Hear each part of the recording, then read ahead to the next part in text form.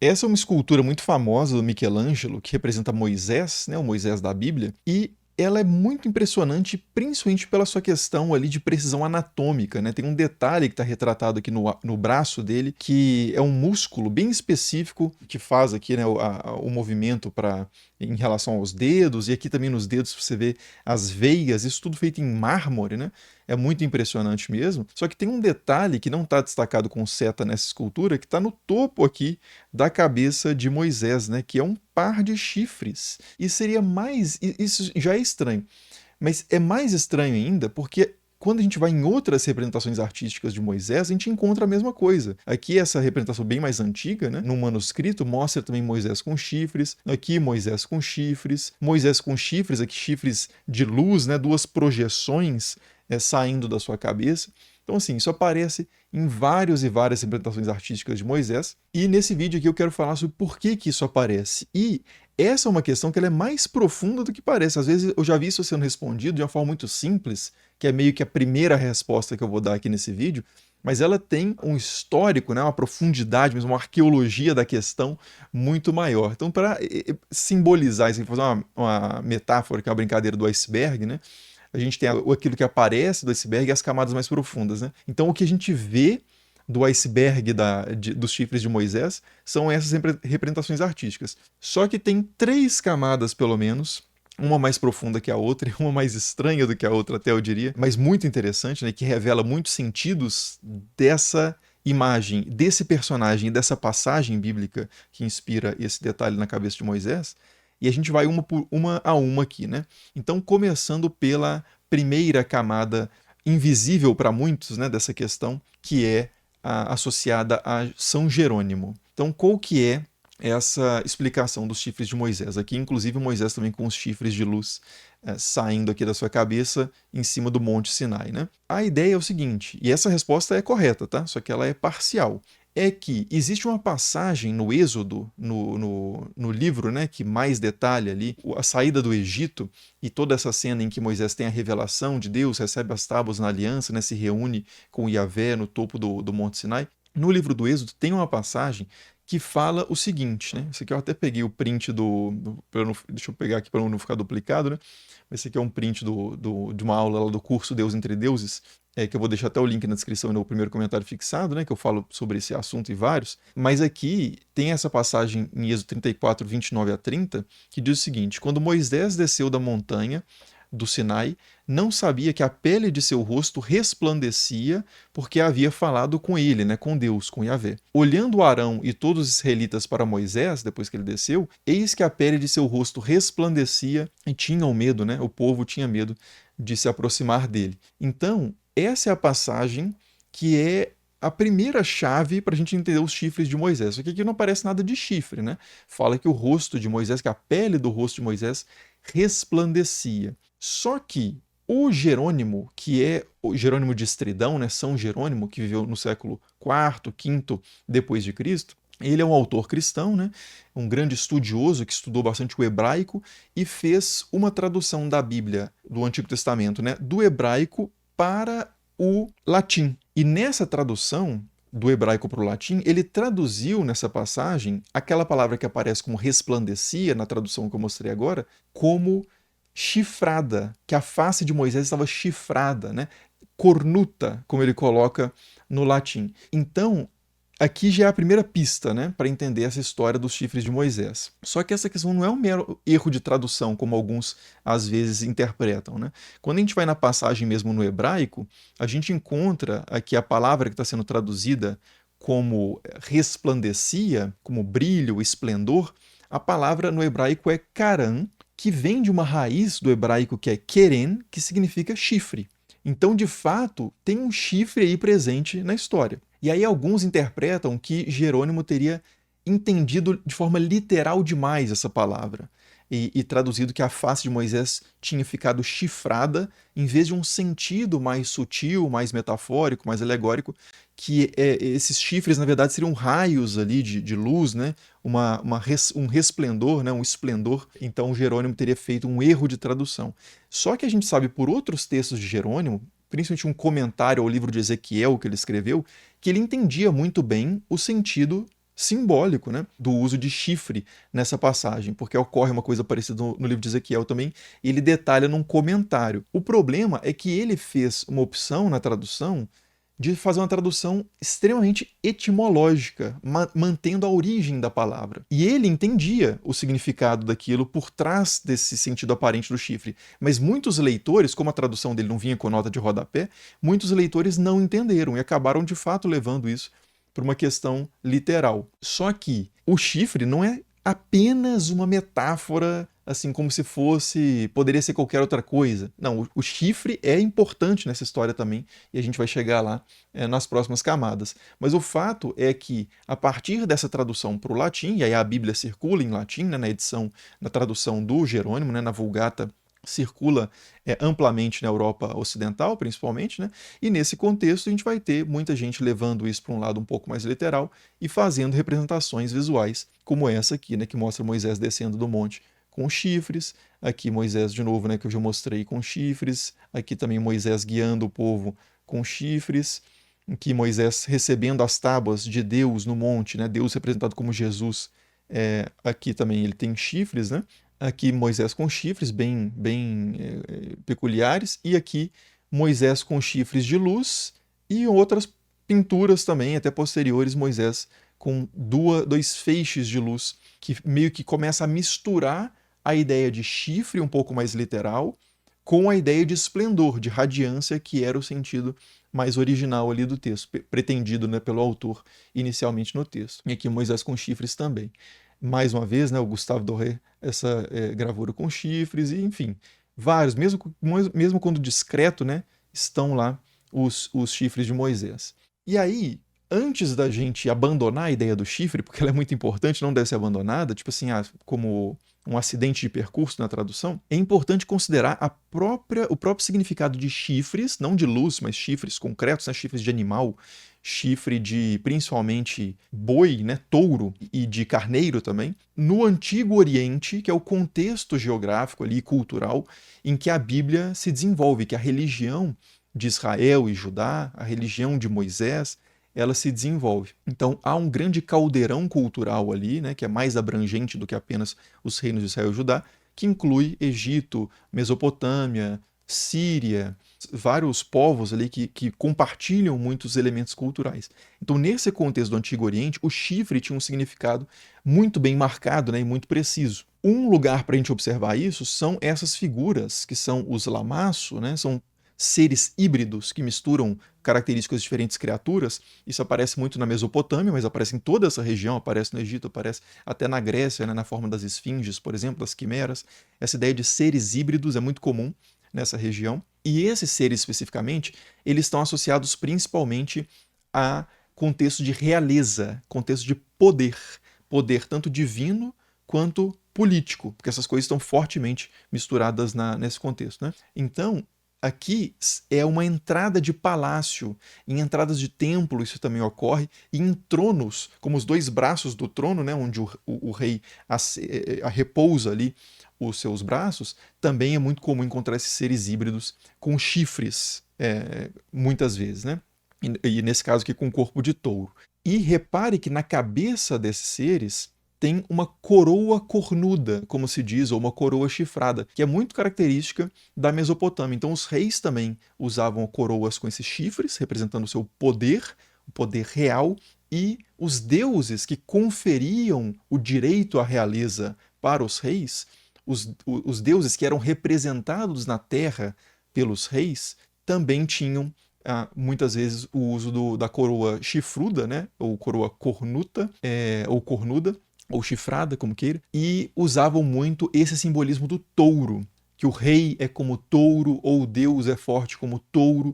Então o touro e os chifres estão muito associados a esse contexto de poder, a essa ideia de poder, tá? Então isso é muito importante para a gente entender aquilo também. E isso não é uma marca registrada mesopotâmica que, tipo assim, ninguém pode copiar. Às vezes, quando a gente pensa em cultura, eu já falei isso várias vezes aqui no canal, mas a gente pensa em cultura como se fosse uma coisa que tem direitos autorais, como se alguém usou agora, se alguém for usar também, vai ter que pagar royalties ou vai ser processado por plágio. E a cultura, né, o desenvolvimento da cultura humana não funciona assim, né? O processo de transculturação, de troca, apropriação, ressignificação de elementos culturais é a regra na história da humanidade, né?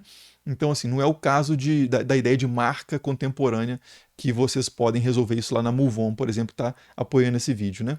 Que se você tem uma marca, mas não registrou essa marca, por exemplo, Estranha História, é uma marca que eu tenho e ela não estava registrada até o pessoal da MoveOn começar a fazer esse serviço aqui para o canal, que é o processo burocrático de registrar isso lá no INPI, né, nos órgãos competentes, para que ninguém futuramente venha a tentar registrar, a entrar com o processo, né, para registrar a marca Estranha História, e eu não posso usar mais, mesmo que eu tenha começado a usar antes, mesmo que tenha isso esteja lá no meu CNPJ como nome fantasia, coisa do tipo.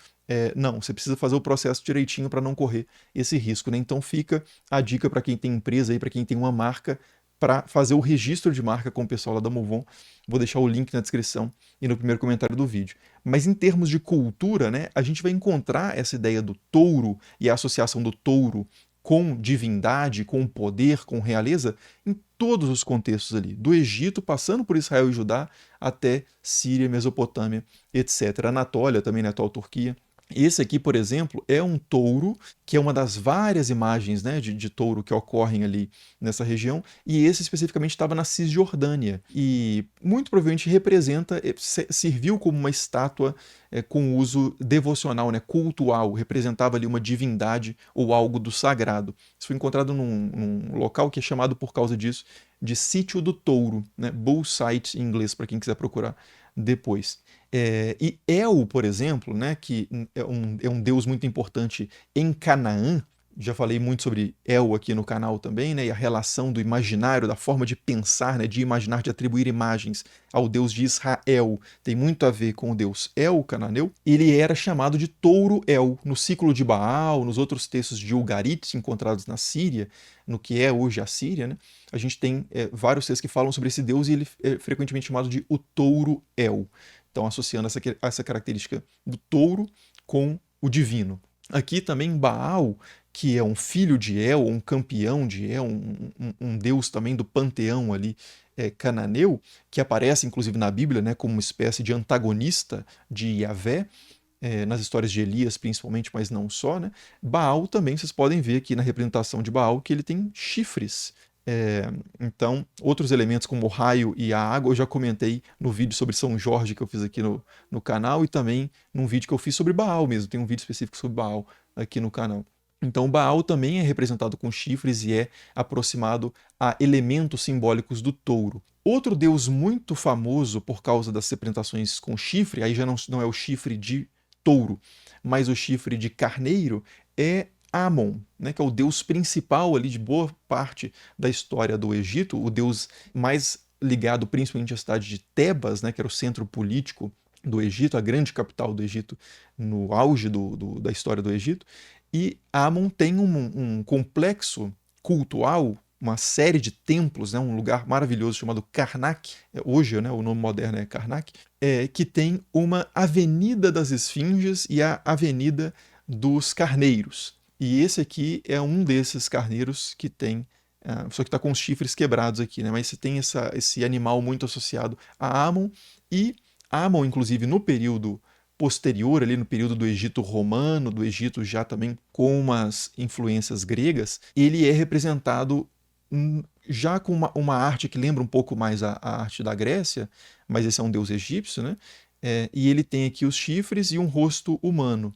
E aqui também Zeus Amon, né? O Júpiter Amon, que é essa identificação dos deuses, o deus pai principal grego e romano, né? Júpiter, Zeus e Júpiter, com esse deus de Tebas, né? Egípcio. Então você vê esse rosto humano com chifres e, inclusive, você tem figuras ligadas a esses deuses que portam o seu chifre também. Esse aqui é o famoso Alexandre, né? Que está em todas. Alexandre o Grande com os chifres de Amon.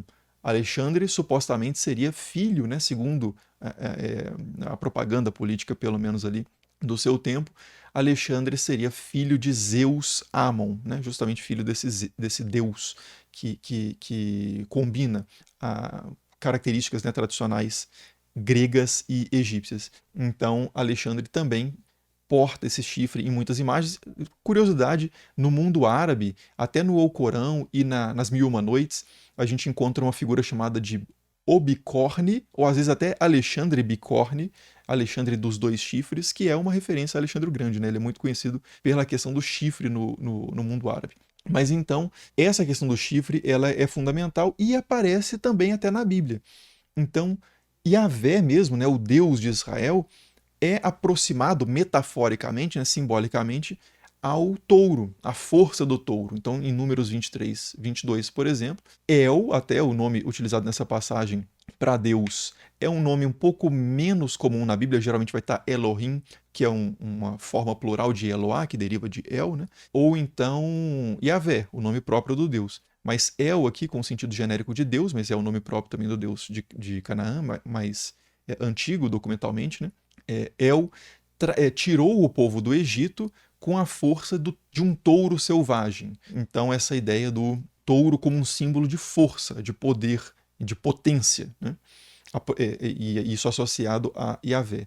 Em Deuteronômio também, 33:17, tem uma referência, é uma série de bênçãos, né, que Jacó faz aos seus filhos, e na bênção de José tem uma ideia também de que José, o texto não é totalmente claro, mas a maior parte das pessoas interpreta que a referência é a José aqui e não a Deus, mas José terá chifres como de um touro selvagem, os seus chifres serão para salvar o povo, né, proteger a terra e por aí vai. Né? Então, de novo, essa ideia dos chifres e do touro como um símbolo de poder. Como vocês viram, é uma questão compartilhada com um contexto cultural macro, ali, maior, mais abrangente do Antigo Oriente. E Salmo 92 também tem já no contexto da monarquia, né, de Davi, fala sobre que o rei de Israel terá o seu chifre exaltado como o de um boi ou de um touro, né? E selvagem. E aí tem toda a questão da unção também aqui, então é um contexto régio, então falando sobre o poder real, e esse poder é representado pelo chifre e pelo touro. Uma curiosidade é que isso aqui, inclusive, tem muito a ver com a ideia do unicórnio ao longo da história medieval, da leitura dessa passagem, né? Às vezes algumas passagens trazem até a palavra unicórnio mesmo nesse texto, algumas traduções mais antigas, mas isso é um detalhe para outro vídeo, mas inspirou muito o imaginário sobre o unicórnio na Idade Média. E aí então o chifre, a gente percebeu aqui que não é só um caminho para falar radiância, né? De fato, essa ideia de poder e poder divino, e poder até para legislar, né, que é o que o rei faz, reger por ordem, tem muito a ver com o chifre. E aí agora a gente chega numa camada mais profunda, que é como é que a gente passa do chifre para a luz. Porque a gente poderia pensar assim, né? Pô, Moisés ter chifres é estranho, mas Moisés descer do monte com o rosto brilhando também, com a face resplandecendo, ao ponto de ter que cobrir o rosto para as pessoas não olharem para ele e se assustar, isso também é estranho, não é não? Então, para entender isso contextualmente, a gente tem que ir para outra questão, ainda nesse contexto do Antigo Oriente, que é a questão do melamo, da radiância divina, que é muito comum também encontrar nos textos e imagens desse contexto. Um bom exemplo disso é esse monumento aqui, que talvez vocês já tenham visto, que é o Código de Hammurabi, né? A estela de Hammurabi que está no Louvre hoje, que tem essa pedra erguida, né? Essa estela, tem essa imagem aqui em cima, esse relevo, mas embaixo tem o texto propriamente em caracteres cuneiformes, que traz as sentenças de Hammurabi, né? Que são, por exemplo, assim, se uma pessoa for vista lançando um feitiço em outra, qual que é a pena? Né? Se um escravo for chifrado pelo boi do vizinho, qual que é a compensação que deve ser dada? Não sei o que lá. Isso é uma coisa meio panfletária dos tempos de Hammurabi ali para falar sobre quão ordeiro ele é, quão bom rei ele é, quão sábio ele é nas suas decisões, né? Não necessariamente esse código era algo que as pessoas andavam debaixo do braço assim e usavam como referência constitucional, como se fosse equivalente a um documento de direito moderno. Não é exatamente isso. Mas o que importa aqui é que essa imagem de cima mostra, esse Hammurabi é um rei babilônico de 1800 mais ou menos antes de Cristo, né? A gente está falando aqui de tempos até anteriores ao contexto em que Moisés é situado, né? Então, Aqui a gente tem o Hammurabi de pé, e o Hammurabi recebe de uma figura que está sentada num trono e que tem uma coroa cornuda, né? Recebe um cetro. Ou seja, essa figura aqui é um deus, né? E esse deus comunica a Hammurabi a autoridade. É o que está sendo simbolicamente expresso aqui, né? Que Hammurabi não rege, ele não governa apenas pela sua própria autoridade e as suas características humanas, mas ele rege porque isso foi dado para ele, esse poder foi dado, ele tem a legitimidade divina para governar, e a forma dele governar é inspirada, é revelada, é iluminada de cima pelos deuses, sobretudo Shamash, que é esse deus específico aqui, que é o deus mais associado ao sol. O sol está muito associado à justiça no contexto oriental antigo, inclusive Mitra. A gente vai chegar em Mitra também daqui a pouco, no Irã e Índia, né? Mas Shamash, então, que é o deus de justiça, o sol de justiça, ele tem, repare aqui, umas asinhas, parece, né? Mas isso não são asas. Isso aqui é algo que aparece na representação de outros deuses mesopotâmicos, associados principalmente aos astros, a lua e o sol principalmente, mas não só, que emanam um certo esplendor. O brilho dos astros é o brilho dos deuses, né? Os deuses são muito identificados aos astros em várias culturas, né? Praticamente todas. Então, os deuses são brilhantes como os astros são brilhantes. E em alguns casos na arte, esse brilho, esses raios, essa radiância é representada aqui, no caso de Shamash, ela está sobre os ombros dele. Então a gente vê esse deus com os chifres, com a radiância, o esplendor, comunicando, transferindo a sua autoridade para Hammurabi ser o seu legislador na terra, né? E aqui está o Código de Hammurabi, que conta, inclusive no prefácio, por assim dizer, né, na primeira sessão do Código de Hammurabi, tem toda essa questão falando sobre os deuses, e na sessão final também tem uma questão de bênçãos e maldições para quem seguir ou não seguir as sentenças expressas, né, que é o grosso do texto. E aí outro exemplo, isso não é só na Mesopotâmia, o tal do melamo, né, como isso é chamado nos textos mesopotâmicos, que é esse brilho, esse esplendor dos astros, que também fica impregnado nas coisas.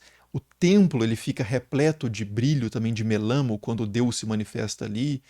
Alguns objetos que foram considerados tocados pelos deuses, instrumentos musicais, harpas, por exemplo, são ditas que ela tem esse melamo, né, essa radiância impregnada pela sua relação com o sagrado. E no Irã, na antiga Pérsia, né, ou até antes mesmo da Pérsia ser dominada pelos persas propriamente, né, do território que a gente chama de Pérsia ou Irã ser dominado especificamente pelo povo persa, você já tem essa ideia muito forte do Hvarená, que é como isso é chamado nesse contexto, que é um brilho associado especialmente a Mitra, que é um deus ligado à justiça, ao cumprimento de acordos, né, de alianças, e Mitra ele é representado frequentemente com um brilho em volta da sua cabeça, né, com raios emanando, projetando da sua cabeça, e ele é descrito nos textos iranianos antigos, né, Mitra é chamado de o distribuidor de Hvarená. Né? Ele não é o único Deus que tem Hvarená, que tem esse brilho, mas ele é especialmente ligado a isso, né? E não são só os deuses que têm esse brilho, porque os deuses, quando eles favorecem um rei, por exemplo, quando eles escolhem um governante, escolhem um grande sábio para legislar, escolhem um grande herói para guerrear, um grande guerreiro, eles comunicam a sua luz, a sua radiância àquela figura, autorizando, né, empoderando aquela figura para agir em seu nome. Então, essa é uma ideia que a gente encontra muito fortemente ali no contexto iraniano, e isso aqui é uma moeda do reino Kushano, né, que é greco-iraniano, que a gente vê um rei com uma auréola, né, com o brilho do sol atrás da sua cabeça, só que esse sol não é um sol, o astro meramente, né, é um símbolo do divino. E do outro lado, a gente tem a personificação dessa radiância, que aqui a palavra já está modificada, né, historicamente, para faro, que vem desse Hvarená, da mesma raiz do Hvarená, e essa radiância, esse brilho, está no rei porque ela é comunicada pelo Deus. Né? Então tem tudo a ver com o direito divino dos reis, com legitimidade divina, né, da autoridade política. Então a gente encontra isso ao longo da história, e essa auréola acaba entrando também em outras expressões culturais. Na Grécia, nas representações de Apolo, de Hélio, que são deuses solares, né, por excelência, mas não só, de Nike, né, ou Nice, que é a deusa da vitória, ela também comunica esse brilho para o vencedor de uma competição atlética, por exemplo, né? É de onde vem o termo Nike, que eu já falei em um vídeo aqui no canal, né? Nice, essa deusa, né, Nike, é de onde vem a marca Nike, que tem a ver com atletismo por causa dessa... Porque ela coroava, né, de louros, geralmente, ou de folhas de oliveira, o campeão das competições. E, claro, no cristianismo a gente também encontra isso, né, no cristianismo que, em termos artísticos, nasce num contexto já com essas influências gregas e romanas que vieram, por sua vez, do contexto mesopotâmico iraniano e até mais oriental ainda, indiano. Quando o cristianismo começa a tentar representar a sacralidade, a radiância, essa ideia de que os santos, por exemplo, comunicam algo do sagrado, né? Que eles expressam algo da característica do sagrado, eles usam essa convenção artística que é a auréola que já tinha se desenvolvido anteriormente, né? Então, quando a gente volta lá para a imagem do Moisés com chifres, agora passando por essas várias camadas, né, a gente consegue ver que isso não é meramente um acidente de tradução e que tem tudo a ver com a história de Moisés, a forma como a figura de Moisés é apresentada no texto do Êxodo, como um legislador que não legisla a partir do seu próprio entendimento, mas a partir de uma iluminação, de uma revelação de Deus e uma forma visível a partir da qual isso se expressa é justamente o seu rosto ter kavod, ter glória, né? Resplandecer, como é o corpo divino, né?